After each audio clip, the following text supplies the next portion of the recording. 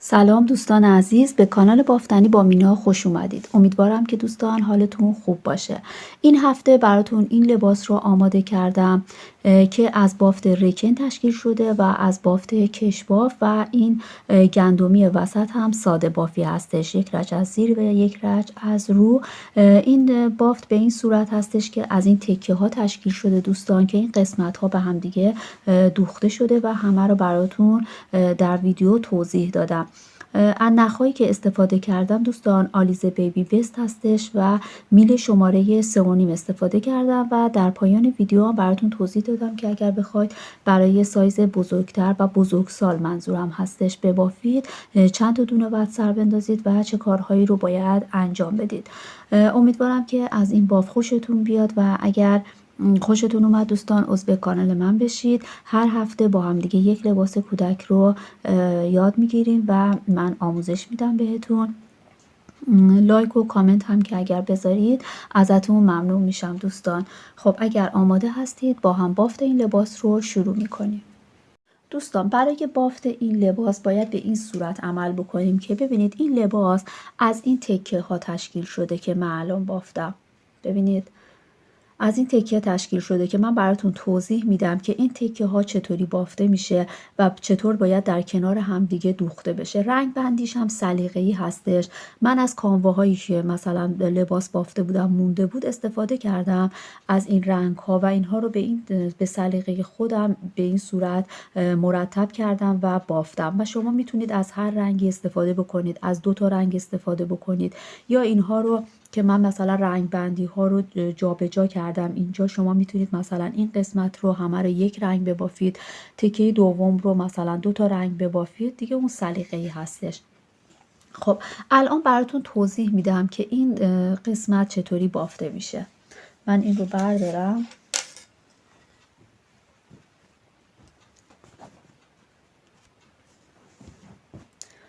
خب دوستان نگاه کنید، برای بافت این تکه ابتدا من 19 تا دونه سر انداختم. حواستون باشه که این دونه ها باید حتما فرد باشه. الان این اندازه‌ای که من بافتم با نخ آلیزه هم بافتم 19 تا دونه سر انداختم و اگر شما بخواید بزرگ ببافید برای خودتون ببافید بهتر هستش که این تکه ها بزرگتر باشه و 23 تا دونه سر بندازید که البته اون رو براتون توضیح میدم که 23 تا دونه سر بندازید بافت به چه شکل میشه. الان من 19 تا دونه سر انداختم. اولین رج رو تمام دونه ها رو از زیر می بافم.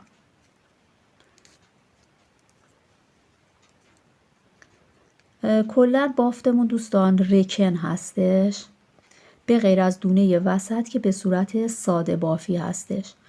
خب این 19 تا دونه رج اول رو از زیر می بافم.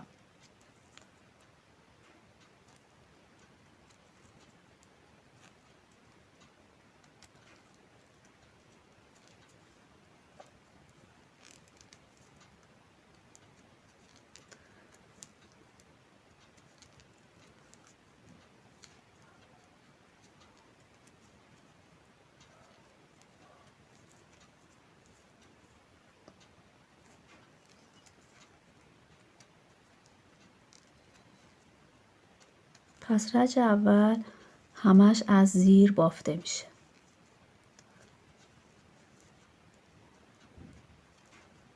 خب دونه آخر رو هم از زیر می بافم. رج دوم ببینید ما برای این بافت این قسمت ها رو باید دونه اضافه بکنیم و قسمت وسط دونه کم بشه 2 تا، یعنی یک دونه اینجا اضافه میشه، یک دونه اینجا و 2 تا دونه وسط کم میشه. یعنی در نهایت ما همون 19 تا دونه رو داریم. دونه های ما هیچ تغییری نمیکنه. فقط برای اینکه این مدل رو داشته باشیم به این صورت عمل میکنیم. یک دونه این سمت اضافه میشه، یک دونه این سمت و این دونه وسط که به صورت ساده بافی هستش اینجا کم میشه که من الان اضافه کردن و کم کردن رو براتون توضیح میدم. خب دونه اول رو نبافته باید در بیارید دوستان به این صورت.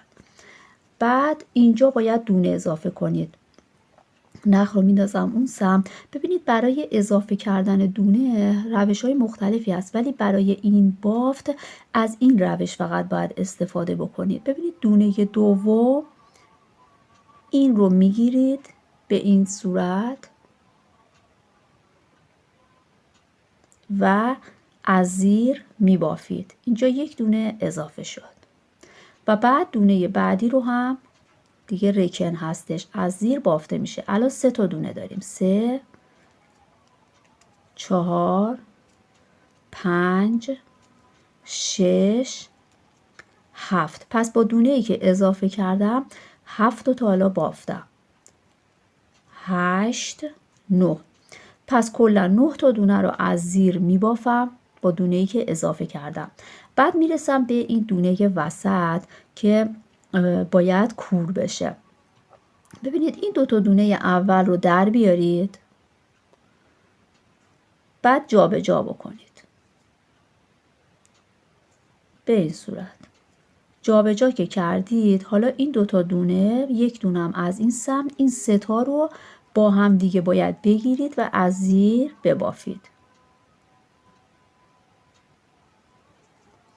به این صورت. این همون گندمی وسط هستش و بعد دوباره اینا رو از زیر میبافیم. 1 2 3 4 5 6 7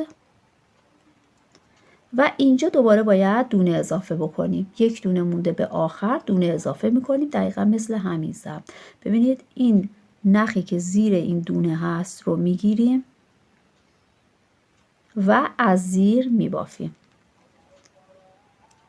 از زیر میبافیم، دونه آخر هم از زیر بافته میشه.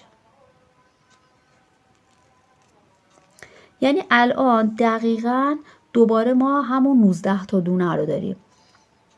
خب رج بعد کار خاصی نمیخوایم انجام بدیم. این رج دونه ها رو رکه میبافیم و دونه وسط رو هم که ساده بافی هستش از رو میبافیم.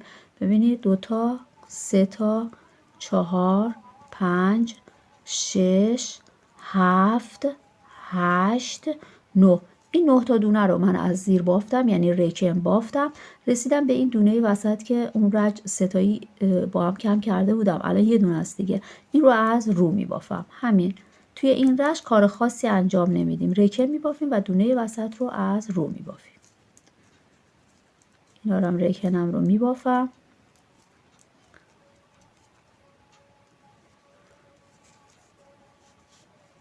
دیگه تکرار هستش دوستان.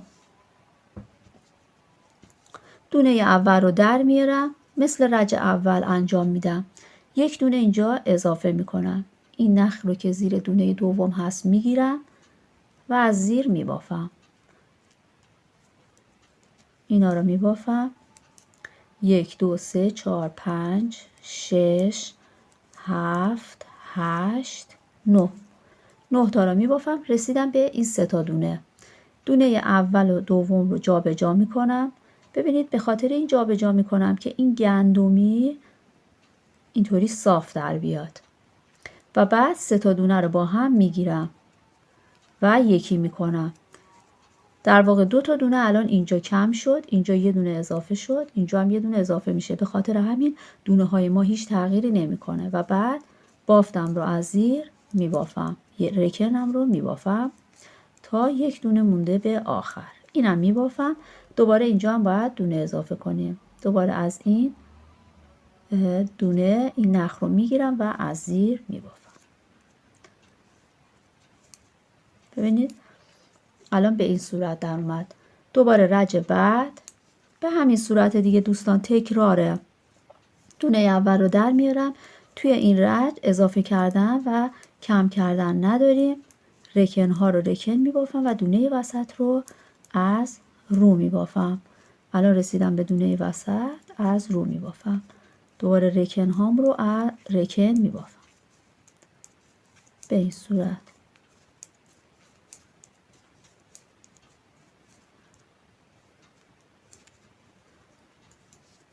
دوباره رج بعد تکرار هست. دونه اول رو در میارم، دوباره دونه اضافه میکنم. 9 تا رکنم رو میبافم. دیگه اینجا شمارش نداره، یعنی مشخص هستش وقتی که به این 3 تا دونه وسط میرسیم.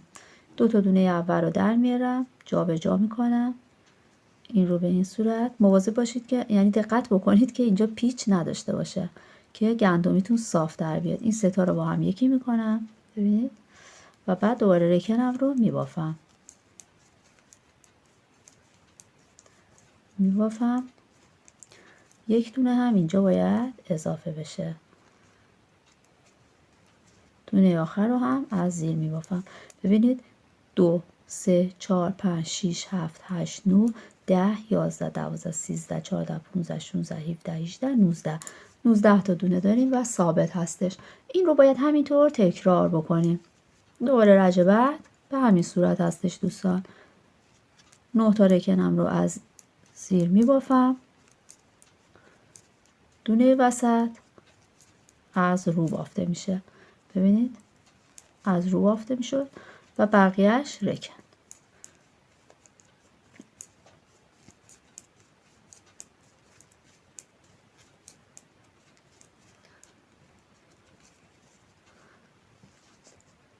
خب الان این رو باید یعنی توی این قسمت ببینید من هر کدومو 12 تا بافت رکن که به هم داده بافتم. از همینجا ببینید 1 2 3 4 5 6 7 8 9 10 11 12 تا بافت رکن که بافتم. بعد نخ رو عوض کردم که الان براتون عوض کردن نخ رو هم توضیح میدم. دوستان من الان اینقدر به همون روشی که براتون توضیح دادم بافتم. نگاه کنید 2 4 6 8 10 12 تا بافت رکن الان داریم و میخوام نخ رو عوض کنم، یه رنگ دیگه ببافم. الان من این رنگ رو انتخاب کردم. فقط دقت بکنید که موقعی که کم و زیاد کردن ها رو باید انجام بدید باید نختون رو تغییر بدید. اگر اون رنج باشه بد در میاد. نگاه بکنید الان این قسمت رو ببینید، این قسمت پشت کار هستش دیگه.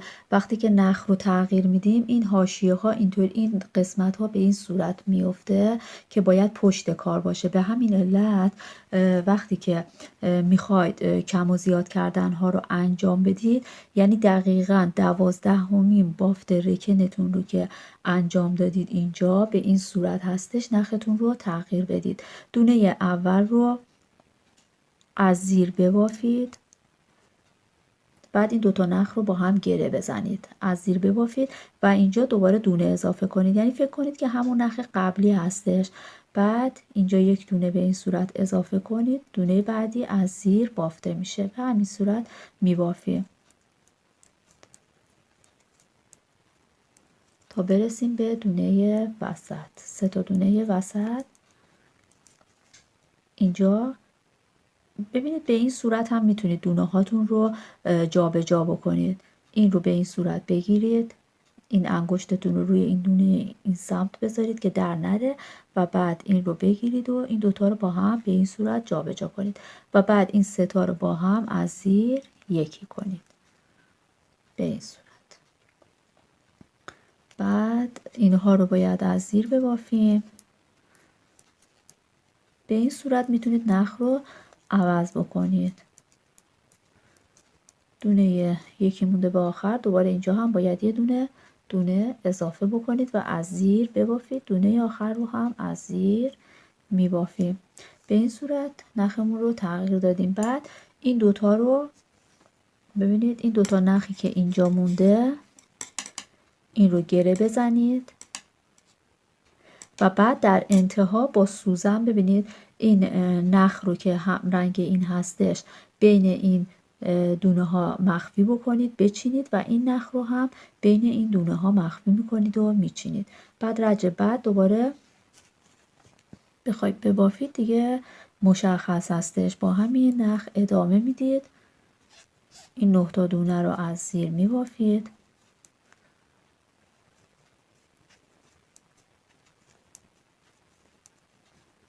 دونه وسط از رو. دوباره اینا رو از زیر میبافیم.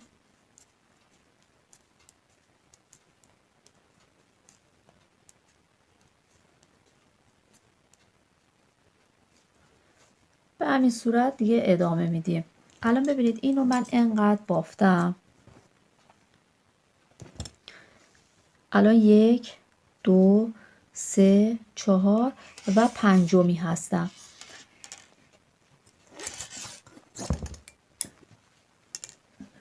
حالا من این رو بهتون نشون بدم این قسمت رو.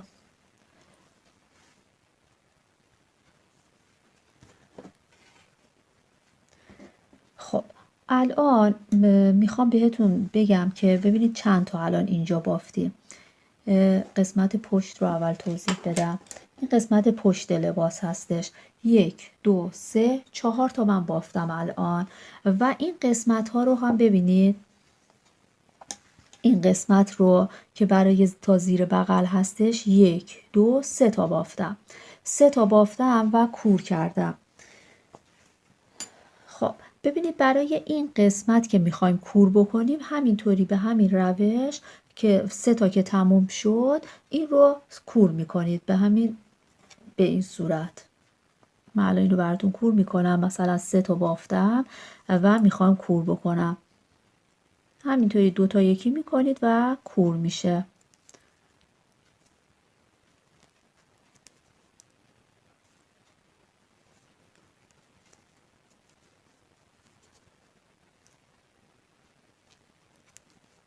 ببینید وقتی که کور میکنیم این به شکل هفتی هستش و ما از همین استفاده میکنیم برای حلقه آستین.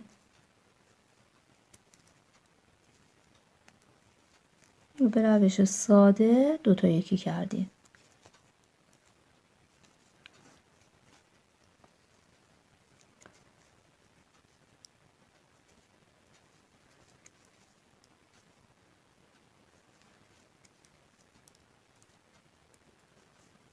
من تا انتها براتون 2 تا یکی کنم ببینید که به چه شکلی در میاد.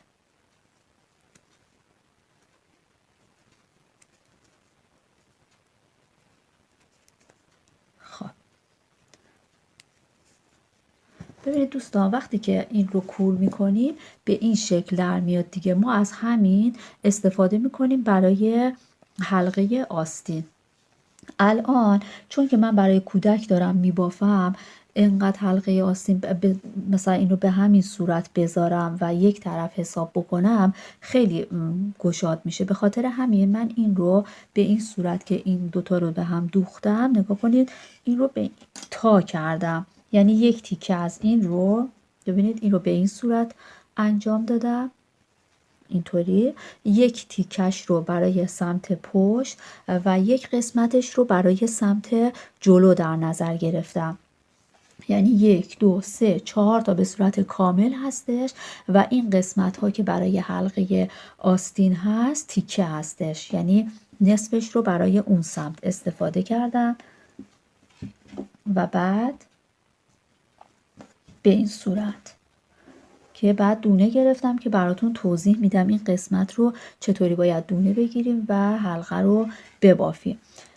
خب برای این قسمت ببینید برای قسمت بالا اگر به همین شکل بخوایم کور بکنیم به این صورت در بیاد بافتمون خراب در میادش. به خاطر همین الان براتون توضیح میدم که برای 2 تا قسمت جلو رو چجوری باید ببافیم کور بکنیم که صاف در بیاد. ببینید الان این قسمت ها رو من انجام دادم. میبینید صاف هستش دیگه به این صورت نیستش. به این صورت رو فقط برای حلقه آستین استفاده میکنیم. خب دوستان عزیز همونطور که براتون توضیح دادم برای قسمت حلقه آستین به شکل ساده ما این رو کور میکنیم. 3 تا که بافتم این رو کور میکنیم و به این صورت نصفش برای سمت پشت و نصفش برای سمت جلو هستش. ولی اگر بخوایم برای قسمت سرشونه و سمت گودی یقه برای قسمت جلو و همچنین برای قسمت پشت این رو به همین صورت کور بکنیم به این شکل در میاد. فکر کنید این رو الان من این رو کور کردم اینجا این یه دونه رو هم میخوام کور بکنم به شکل هفتی در میاد و بعد که مثلا دونه ها رو میخوایم برای یقه ببافیم یا برای سرشونه ها رو میخوایم کور بکنیم به این شکل در میاد و بافتمون رو خراب میکنه. باید این قسمت ها رو از یه تکنیکی استفاده بکنیم که این قسمت صاف بشه به ما بده. ببینید اینجا صاف بشه برای سرشونه که بتونیم بدوزیم و همچنین برای این قسمت ها که بتونیم بافت کش بافمون برای یقه رو ببافیم. خب ببینید الان این دوتا قسمت جلو که میخوام یه قسمت برای سرشونه هست اینجا، این برای سرشونه، این قسمت هم برای سرشونه هستش و این دوتا قسمت برای قسمت یقه هستش و گودی یقه هستش. ببینید 1 2 3 4 تا که بافتم، ببینید 1 2 3 4 تا بافتم رو که انجام دادم و پنجمی رو که میخوام انجام بدم دیگه اینجا به صورت کامل نمی بافم. ببینید 1 2 3 تا بافت رکن که بهم داد، باید از این تکنیک استفاده بکنید. دیگه اینجا سمت چپ و سمت راست دیگه دونه اضافه نمی کنیم. به این صورت دونه اول رو در میارم و اینها رو از زیر می بافم تا برسم به قسمت وسط که کم کردن داریم. کم کردن ها رو انجام میدیم. خب الان رسیدم به قسمت. ببینید این قسمت به صورت نرمال طبق مدلمون باید دونه اضافه میکردیم ولی دیگه اینجا دونه اضافه نمی کنیم و این قسمت دونه ها رو جا به جا میکنم به این صورت و این سه تا رو یکی میکنم. این سه تا رو یکی میکنم و بعد بافتم رو ادامه میدم تا 3 تا مونده به آخر. برای اینکه این گودی رو از بین ببریم باید این تکنیک رو انجام بدیم. خب این 3 تا دونه رو نبافته روی میل میذارم و نخم رو به سمت زیر میندازم و بافتم رو ادامه میدم. بافت رکنم رو میبافم. به دونه وسط که رسیدم مثل همون قبل از رو میبافم دونه وسط رو و بعد دوباره این بافت رکنم رو ادامه میدم. 3 تا دونه هم از این سمت روی میل نبافته میذارم و بعد نخم رو سمت زیر میندازم و بعد اینا رو دوباره میبافم تا برسم به 3 تا دونه وسط که اینا رو جابجا میکنم. جابجا میکنم و 3 تا رو با هم کور میکنم. پس زیاد کردن ها نداریم این قسمت. بعد دوباره میبافم، اینم میبافم. 2 تا دونه دوباره موند میذارم روی میل نبافته، نخم رو زیر میندازم و بافتم رو ادامه میدم. این رو میبافم، دونه وسط رو از رو میبافم، این رو میبافم. 2 تا دونه هم اینجا روی میل نبافته میذارم بمونه. نخ رو زیر میندازم و بعد دوباره اینجا کم کردنم رو انجام میدم. خب این 3 تا رو با هم یکی میکنم به این شکل. ببینید الان 3 4 5 6 7 8 9 10 11 12 13 تا دونه داریم. بعد دوباره دیگه بافتم رو تا انتها انجام میدم. برای اینکه سوراخم نیفته یک دونه از این رو میگیرم و به این صورت این دوتا رو با هم یکی میکنم به این شکل. از زیر میبافم، دوباره اینا از زیر میبافم برای اینکه سوراخ نیفته. یک دونه از این دونه رکن رو میگیرم و از این سمت این دوتا رو با هم یکی میکنم و بعد دوباره رکنم رو میبافم. خب رج بعد دونه اول رو در میارم، رکن ها رو میبافم. دیگه تکنیک اینجا نیستش، همینطوری باید ببافیم و دیگه تموم داره میشه. و دونه وسط، این دونه وسط هست، از رو میبافم. این تا انتها حواستون باشه این نباید گندمی خراب بشه، همین دو تا انتها ادامه داره. از رو میبافم و بعد اینو از زیر میبافم. اینجا یک دونه میگیرم برای اینکه سوراخ نیفته دوستان، دونه اضافه کردن نداریم. برای اینکه سوراخ نیفته این کار رو انجام میدم. دوباره یک دونه از اینجا میگیرم، اینم دو تا یکی میکنم که اون دونه ای که گرفتیم از بین بره. تموم شد این قسمت و بعد دیگه کور میکنیم. الان ببینید این تکنیکی که انجام دادیم دیگه به شکل هفتی نیستش، سافت شد دونه هامون و میتونیم برای قسمت یقه اینجا استفاده بکنیم. ببخشید. و بعد دیگه نمیخواد کور بکنید دوستان، از همین دونه هایی که اینجا هستش استفاده میکنیم. براتون توضیح میدم که چه کار باید بکنید. الان ببینید این رو انجام دادم، این قسمت انجام دادم. این تکه رو هم باید دقیقا مثل همین تکه انجام بدیم، ولی برای سرشونه، برای دو تا تکه پشت و برای این یه دونه سرشونه اینا رو باید یه کمی بیشتر ببافیم و بعد این تکنیک رو انجام بدیم که اون رو الان براتون توضیح میدم که چند رج باید ببافید و چه کار باید بکنید. دوستان برای قسمت سرشونه ببینید، فرض کنید که من میخوام این رو برای سرشونه ببافم. خب بعد 1 2 3 4 1 2 3 4 پنجمی که میخوام ببافم دیگه 12 تا بافت رکه نمیبافم، میام 9 تا بافت رکه میبافم. 1 2 3 4 5 6 7 8 9 تا بافت رکه میبافم و بعد همون تکنیکی که برای این قسمت انجام دادیم و براتون توضیح دادم رو انجام میدیم. دیگه زیاد کردن نداریم، این قسمت به این صورت عمل میکنیم.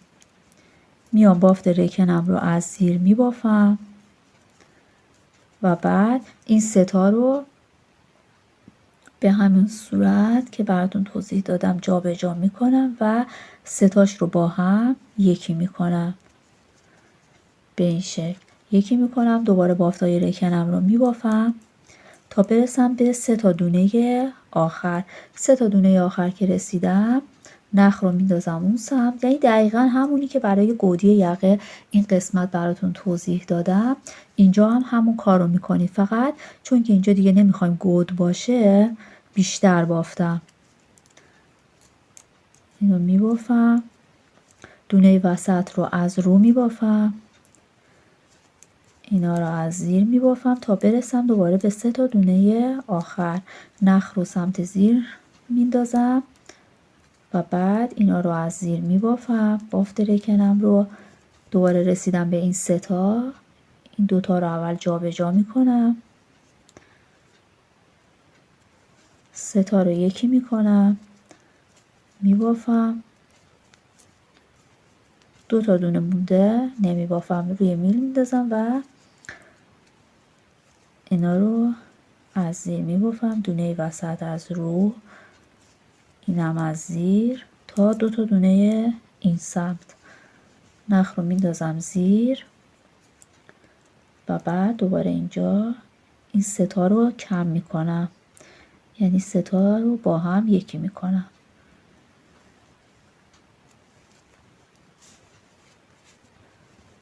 به این صورت. بعد بافتم رو ادامه میدم، برای اینکه سوراخ نیفته این کار رو انجام میدم.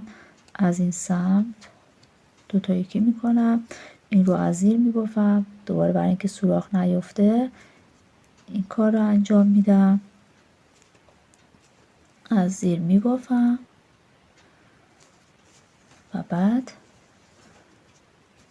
یعنی دقیقا همون کارهایی که برای قسمت جلو برای گودی یقه انجام دادیم رو انجام میدیم، هیچ فرقی نداره. فقط اینجا تعداد رج ها رو من بیشتر بافتم چون که دیگه نمیخواستم که گود باشه برای اینجا، برای قسمت سرشونه و همچنین برای قسمت پشت هم دقیقا مثل قسمت سرشونه باید انجام بدیم. خب دونه وسط رو از رو میبافم، اینا رو رکن هست، برای اینکه سوراخ نیفته یک دونه به این صورت میگیرم و بعد از این سمت 2 تا یکی میکنم، چون که دونه اضافه کردن اینجا احتیاجی نداریم، اون رو اضافه میکنم که بتونم اینجا سوراخ رو از بین ببرم و بعد به همین دلیل باید اینجا به این صورت 2 تا یکی بکنیم که دونه اضافه ای که کردیم از بین بره.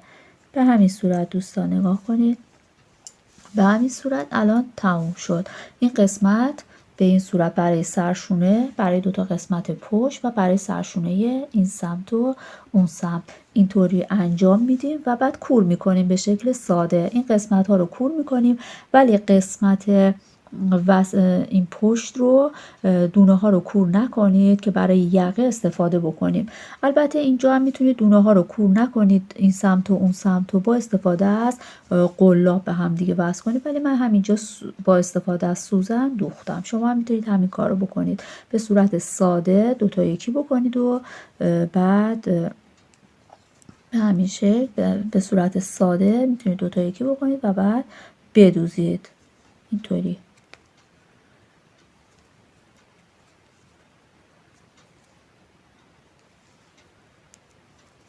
به همین صورت دوتا یکی میکنید و میدوزید به شکل ساده. خب پس این کارا رو من الان انجام میدم، بعد روش دوخت رو هم براتون توضیح میدم. الان این قسمت ها رو که براتون توضیح دادم این رو به این صورت بافتم، دونه ها رو کور نکردم. این دوتا قسمت پشت که برای یقه هست رو هم بافتم به همون صورتی که توضیح دادم بافته بودم، بعد کور نکردم. بعد قسمت سرشونه رو هم که به همون صورت که توضیح دادم بافتم و کور کردم و اینا رو به هم دوختم، ولی این دونه ها رو دیگه کور نکردم دوستان، که میخوام براتون توضیح بدم که چطور باید اینا رو دونه بگیرید و کشباف ببافید. قبل از اینکه اون رو توضیح بدم دوخت این بافت رو براتون توضیح میدم. به روش‌های مختلف میتونید بدوزید، فقط باید دقت بکنید که اینها ببینید وقتی که بافت تموم شده این قسمت و این قسمت اینا دقیقاً کنار هم قرار بگیرن که به این صورت دالبوری به ما بده. نگاه کنید اینطوری. میتونید یک روش این هستش که این رو از قسمت پشت بدوزید دقیق، یعنی روی همدیگه قرار بدید. ببینید اینطوری دقیق روی هم قرار بدید و از این قسمتی که سر انداختیم یک دونه نخ میمونه دیگه، اون نخ رو که اول توی بافت مخفی بکنید و بعد به این صورت این رو بدوزید. باید خیلی از این روش که میخواید استفاده بکنید باید خیلی از بغل بدوزید، یعنی خیلی نازک. ببینید به این صورت بعد بدوزید دوستان.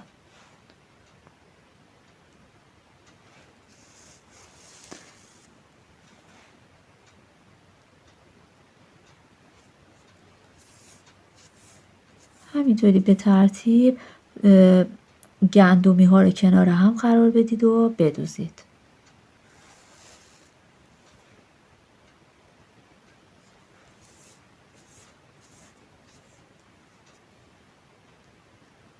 من از این نخ استفاده کردم که کلا مشخص نمیشه نخی که مثلا استفاده میکنیم. من این خود کاموا رو استفاده کردم ولی نازکترش دو تا از این نخاش رو من که کشیدم بیرون که نازک بشه دوستان.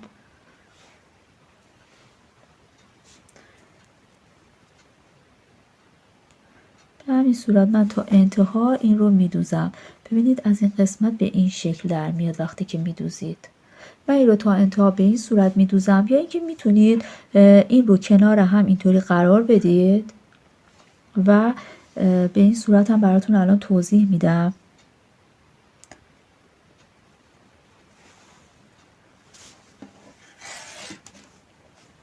ببینید اینا رو کنار هم دیگه قرار بدید. به این صورت از همین بغل،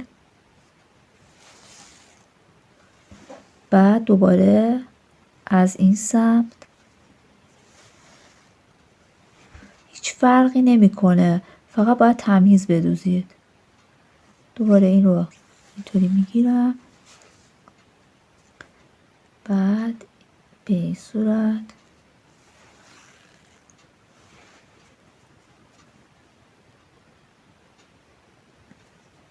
به این صورت. خب حالا من این رو تا انتها به این شکل میدوزم. دوستان همونطور که براتون توضیح دادم این قسمت ها رو به هم دیگه دوختم. نگاه کنید این قسمت جلو هستش. من الان یک دونه از این حلقه ها رو کشبافش رو بافتم. این حلقه رو براتون توضیح میدم. خب همه اینا رو که پس بافتید به هم دیگه میدوزید، هم قسمت پشت و هم قسمت جلو و این قسمت بغل رو هم به صورت نصفه میدوزید. و الان میخوام براتون یقه رو توضیح بدم دوستان. ببینید این قسمت یقه که اینو به صورت که توضیح دادم کوتاه تر هستش، برای گودی هست. خب این قسمت رو ببینید یه مقداری برای سرشونه اینجا هستش که باید اینجا اینا رو دونه بگیریم که قاطی یقه بکنیم، هم این قسمت و هم این قسمت جلو دونه بگیریم و بعد تمام دونه ها رو باید داخل یه میل سیمی کوتاه بذارید به این صورت که بتونیم ببافیم و بعد کشباف 1:1 یک دونه از زیر یک دونه از رو ببافیم. قبل از اینکه من این دونه ها رو شروع بکنم به باف، ببینید این الان توی یه دونه میل هستش، من تا این قسمتش رو دوختم. ببینید تا این قسمت، از اینجا میتونید دونه اضافه بکنید. ببینید از همین گندمی ها دونه بگیرید، 2 تا 3 تا، ببینید 3 تا 4 تا 5 تا 6 تا 7 تا دونه به این صورت توی این میل بذارید نبافته. بعد دوباره از این قسمت هم دوباره 7 تا دونه بگیرید. ببینید تا اینجا بافته میشه، از اینجا دونه بگیرید. 1 2 3 4 5 6 و یک دونه هم همین دونه آخر رو بگیرید به این صورت. و بعد از این قسمت پشت تمام دونه ها رو از اینجا شروع بکنید، دونه ها رو داخل این میل سیمی کوتاه بندازید. از اینجا شروع میکنیم، من الان بهتون میگم، بدون اینکه شروع میکنیم به بافت اصلا دوستان. ببینید از همینجا من میخوام با این نخ ببافم، با نخ گلبهی شروع میکنم کشبافم رو به بافتن، با این میله کوتاه میبافم. از همینجا یک دونه از زیر یک دونه از رو میبافیم. اولین دونه رو از زیر شروع میکنم، زیر رو، زیر رو، زیر رو، زیر رو، زیر رو، زیر رو، زیر. بعد این نخهای اضافی رو باید توی دوخت مخفی بکنیم. زیر، بعد حالا این قسمت میشه، اینو باید از رو ببافیم. زیر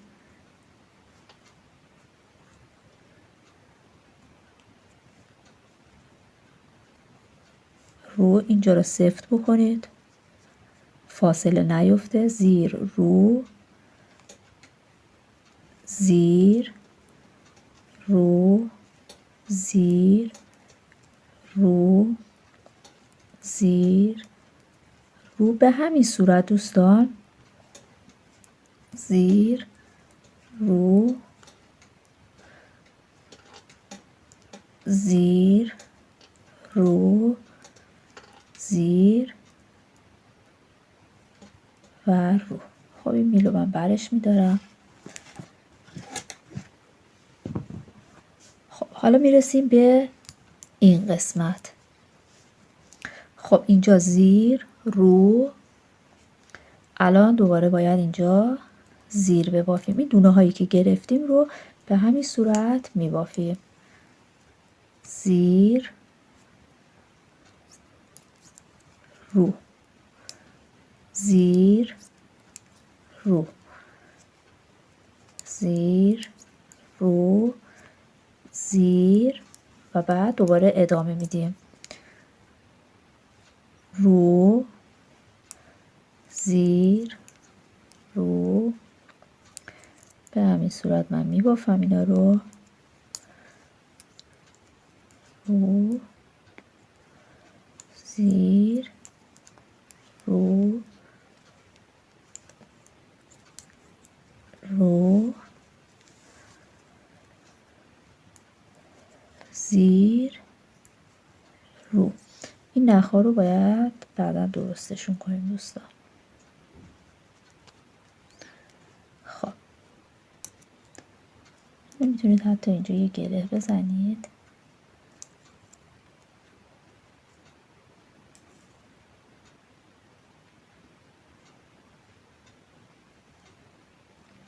خب تا اینجا الان زیر رو.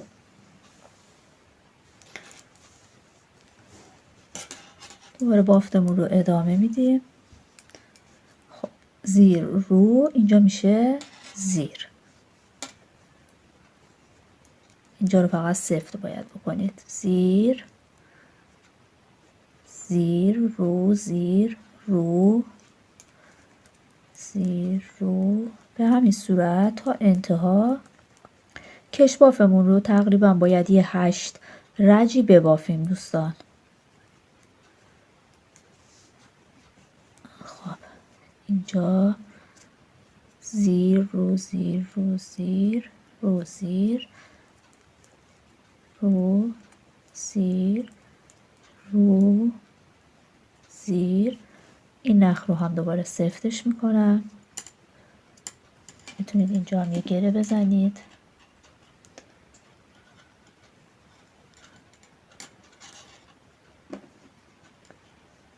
خب زیر الان اینجا میشه رو. این دونه هایی که گرفتیم هستش. رو زیر رو زیر رو زیر و رو. خب الان تمام دونه ها تو میل سیمی کوتاه هستش و به صورت کشباف 1:1 میبافیم. الان اینجا ابتدای رج هستش. ابتدای رج رو برای اینکه قاطی نکنیم اینجا رو یه گیره من میزنم. اینجا ابتدای رج هستش. خب بعد دوباره بافتمون رو ادامه میدیم دوستان. کشبافمون رو میبافیم. یه 8 رجی باید ببافیم. الان اینجا زیر هستش. از زیر میبافم و بعد این نخ ابتدای رج بود دیگه. اینو محکمش میکنم. اینجا یه گره میزنم و بعد بافتم رو به صورت کشباف 1:1. من الان 8 رج این رو میبافم. دوستان عزیز من الان یقه رو کشبافش رو بافتم. گفته بودم که 8 رج ببافیم ولی 2 رجم بیشتر بافتم و بعد کورش کردم. ببینید الان یقه ما به این شکل در اومده. بعد اینو حواستون باشه که خیلی اینجا رو سفت کور نکنید و دونه ها خیلی سفت نباشه. ببینید الان این یقه ببینید به چه شکل هستش که سر بچه قشنگ راحت بتونه بره و اذیتش نکنه. الان یقه ببینید به این شکل در اومده. من این قسمت حلقه آستین رو کشبافش رو بافتم. بعد این قسمتش رو بهتون میگم که چجوری باید دونه بگیرید. ببینید دوستان این رو هم دقیقاً باید کشباف 1:1 ببافیم و با استفاده از میل سیمی کوتاه گرد بافی میکنیم که تمیزتر در بیاد. از این قسمت شروع میکنیم به دونه گرفتن. اینجا میشه ابتدای رجمون. ببینید از هر گندمی که اینجا میبینیم یه دونه میگیریم. با استفاده از قلاب هم میشه. من با همین میلا دونه ها رو میگیرم. ببینید الان اولین دونمون رو به این صورت گرفتم. بعد 3 تا پشت سر هم از خود گندمی ها دونه میگیرم. ببینید به این صورت. و بعد یه دونه هم از محل اتصال 2 تا گندمی یعنی این قسمت. ببینید این قسمت یک دونه میگیرم. یک بار دیگه نشون بدم. از این قسمت میگیرم و بعد دوباره 3 تا پشت سر هم از گندمی ها میگیرم. 1 2 3 و بعد یک دونه از محل اتصال این قسمت میشه. اینجا میلم رو فرو میکنم و یک دونه هم از این قسمت میگیرم. دوباره 3 تا دیگه پشت سر هم از گندمی ها. 1 ببینید 2 تا گندمی ها رو با هم بگیرید. 2 2 3 و یه دونه هم از محل اتصالش.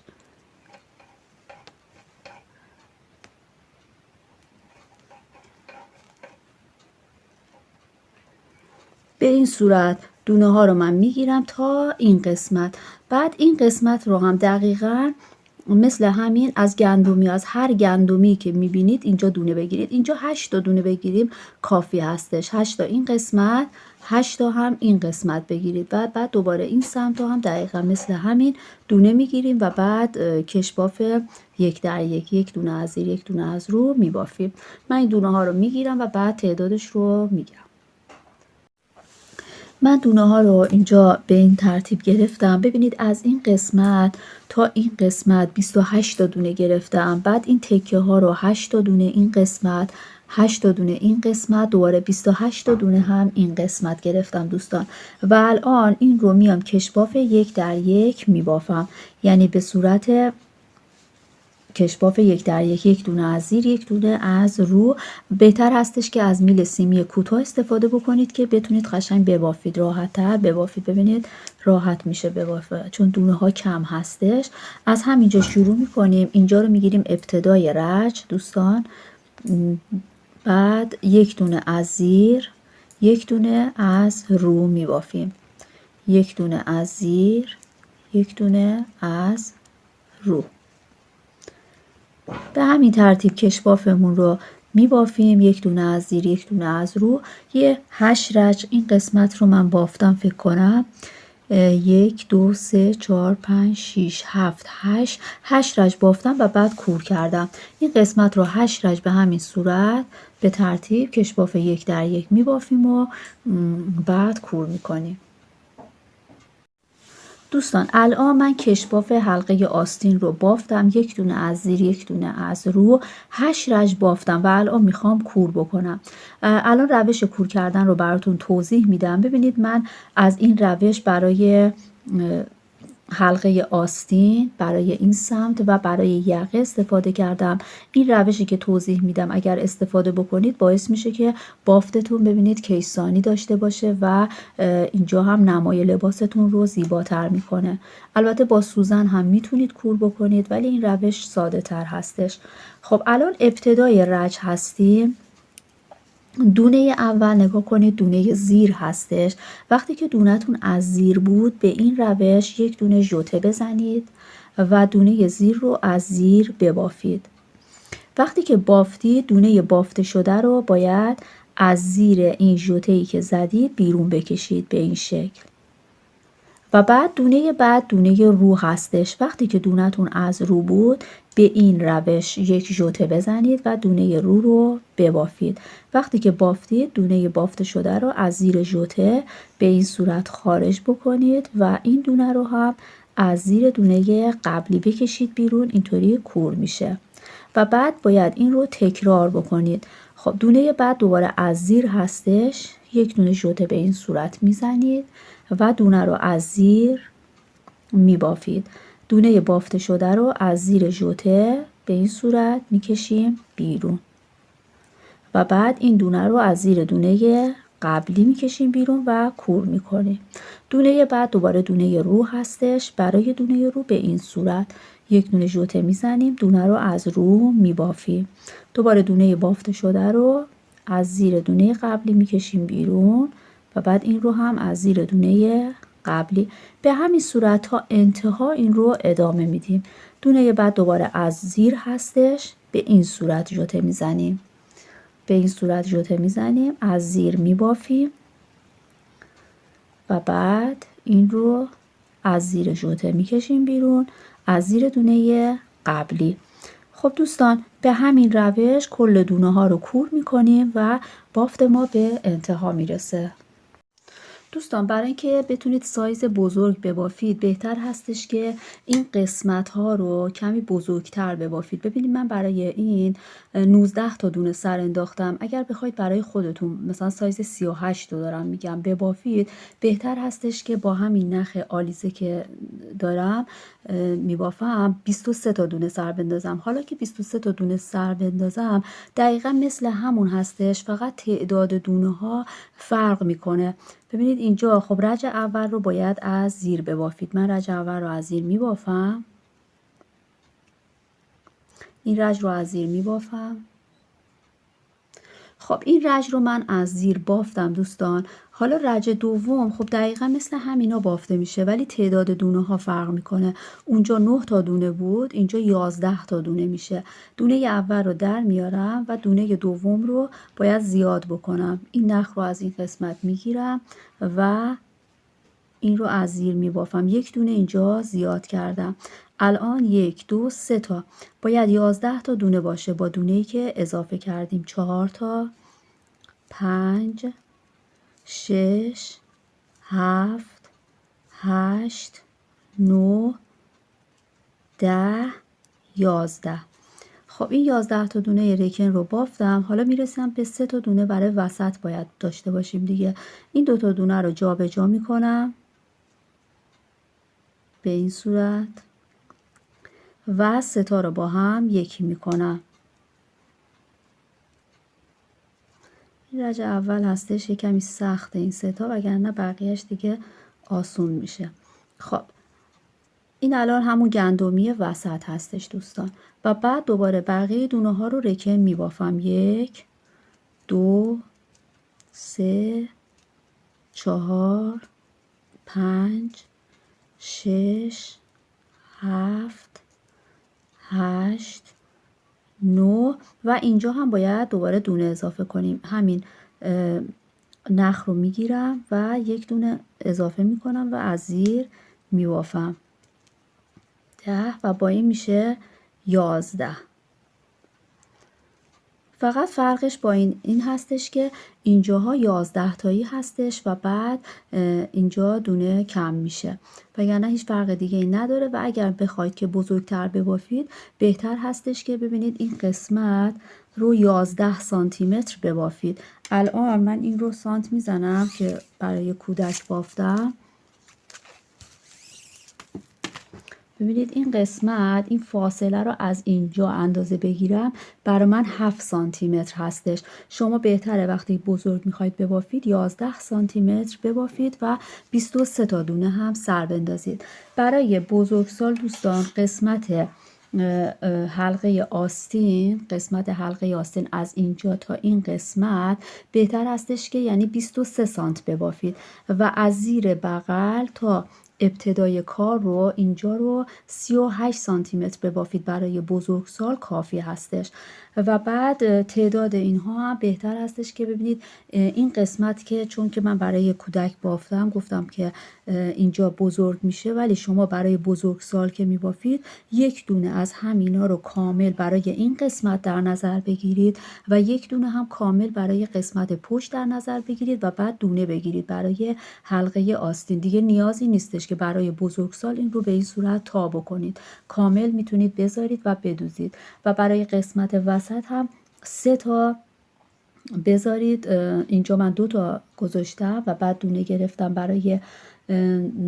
برای قسمت یقه. شما 3 تا میتونید ببافید و بدوزید. بعد یک دونه هم برای اگر با 23 دونه بخواید ببافید یک دونه برای سرشونه این سمت و یک دونه برای سرشونه این سمت در نظر بگیرید. یعنی فکر کنم با این 7 دونه میشه. الان برای کودک من 1 2 3 4 تا کامل بافتم و بعد اینجا هم نصفه گذاشتم. شما اونطوری 7 تا کامل میتونید ببافید و اگر 11 سانتی متر هم ببافید برای بزرگسال هم 3 تا قسمت 3 تا از این موتیفا که بافتید کامل اندازه هستش و بعد میتونید حلقه آستینتون رو دونه بگیرید و ببافید. بعد الان ببینید من اندازه های این رو هم بهتون میگم. از این قسمت تا اینجا 35 سانتی متر شده، 35 سانتی متر شده و از زیر بغل 22 سانتی متر هست دوستان. بگیرم 22 سانتی متر شده که این برای بچه‌ای که مثلا 1.5-2 سال هستش مناسب شده. من این رو کوچیک بافتم ولی خب بزرگش رو براتون توضیح دادم که اگر خواستید برای خودتون ببافید. خب دوستان من این حلقه آستین رو هم بافتم و همونطوری که براتون توضیح دادم به همون صورت این رو کور کردم و به این شکل در اومده. الان لباس ما کامل هستش. ببینید به این شکل این قسمت جلوی لباس هست و این هم قسمت پشت لباس هستش که به این صورت در اومده دوستان. این برای بچه‌ای که 1.5 تا 2 سال هستش مناسب هستش، ولی اگر بخواید که مثلا بزرگتر ببافید میتونید یک دونه گل، یعنی این موتیف ها رو اگه در نظر بگیرید میتونید یک دونه بیشتر ببافید و طبق اون اندازه‌ای که دارید اینها رو تنظیم بکنید و ببافید. خب اگر از این باف خوشتون اومد دوستان عضو کانال من بشید که هر هفته براتون یک لباس کودک آموزش میدم. امیدوارم که خوشتون اومده باشه دوستان. با لایک و کامنت از کانال من حمایت بکنید و از همتون تشکر میکنم به خاطر کامنت هایی که میذارید. لطفتون رو به من میرسونه و امیدوارم که دوستان همیشه شاد و سلامت باشید و در کنار خانواده محترمتون همیشه زندگی خوبی داشته باشید. خدا نگهدار.